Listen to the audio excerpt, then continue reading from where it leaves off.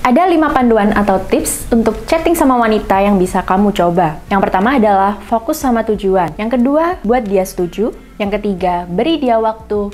Yang keempat, jangan panik. Dan yang terakhir adalah menelponnya. Yuk, kita bahas. Hai, kenalin, aku Cantika.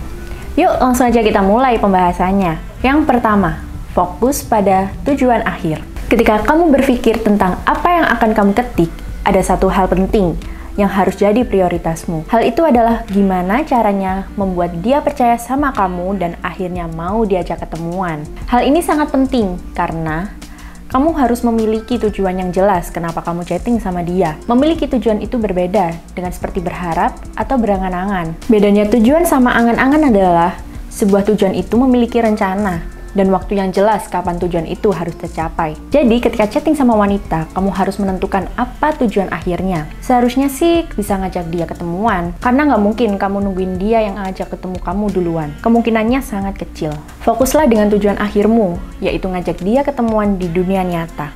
Dan jangan kelamaan. Yang kedua, buat dia setuju sama kamu. Ada sebuah teknik psikologi yang biasanya digunakan untuk membuat seseorang berkomitmen pada sesuatu. Teknik ini dikembangkan oleh Tony Robbins, seorang motivator terkenal dari Amerika Serikat.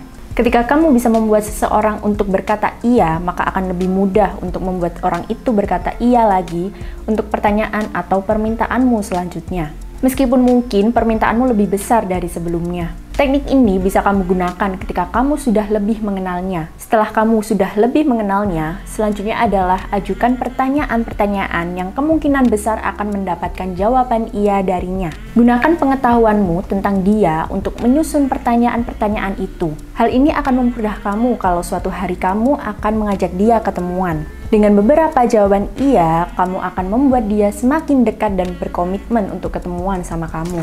Jadi, semakin sering dia menjawab iya atau setuju dengan kamu, maka dia akan berkomitmen lebih banyak lagi sama kamu. Yang ketiga, beri dia waktu. Biasanya, setelah kamu berhasil mengajak dia ketemuan, kamu pasti pengen terus-terusan chatting sama dia. Berharap agar dia semakin tertarik kepadamu, sehingga bisa melancarkan ajakanmu untuk ketemuan-ketemuan selanjutnya. Sepulang dari ketemuan, kamu merasa senang, lalu ngechat dia terus-terusan. Kamu mulai flirting sama dia dan ngirimin dia emot-emot atau stiker-stiker lucu tanpa henti. Tapi sebenarnya lebih bijak buat kamu untuk nggak melakukan hal-hal itu. Beri dia waktu untuk bernafas dan berpikir tentang acara ketemuan kalian tadi. Berhenti dulu chattingannya. Untuk sementara, jauhkan tanganmu dari HP dan mulai fokus mengerjakan hal lain atau melanjutkan kesibukan-kesibukan yang biasa kamu lakukan. Kalau dia ngechat duluan, nggak usah langsung dibalas. Selesaikan dulu kesibukanmu, baru kemudian kamu bisa balas chatnya. Memberi jeda akan menunjukkan 2 hal penting padanya. Yang pertama, dia akan menebak-nebak bagaimana pendapatmu tentang dia, sehingga membuat dia terus memikirkan kamu. Yang kedua, hal ini bisa menunjukkan kalau kamu punya kehidupan dan kamu punya kesibukan-kesibukan lain untuk dikerjakan. Yang keempat, jangan panik. Ketika seorang wanita tiba-tiba jarang menghubungimu atau dia membalas chatmu lebih lama dari biasanya, nggak usah panik.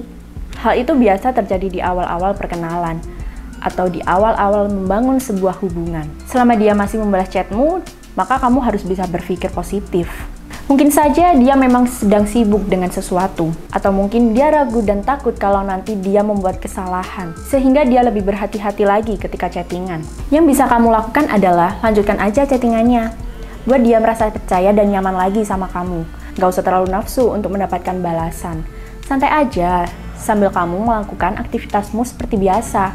Kuncinya adalah sabar. Yang kelima, menelponnya. Chatting sudah menjadi hal yang sangat umum kita lakukan, sehingga kadang kita lupa kalau kita juga perlu sekali-sekali menelponnya. Biar bentuk komunikasimu nggak gitu-gitu aja. Beberapa penelitian menunjukkan bahwa komunikasi yang dilakukan hanya melalui teks kurang begitu efektif kalau dibandingkan dengan komunikasi melalui suara atau komunikasi secara langsung. Karena dengan berkomunikasi secara langsung, kita bisa mengetahui bagaimana ekspresinya, bahasa tubuh, dan nada suaranya.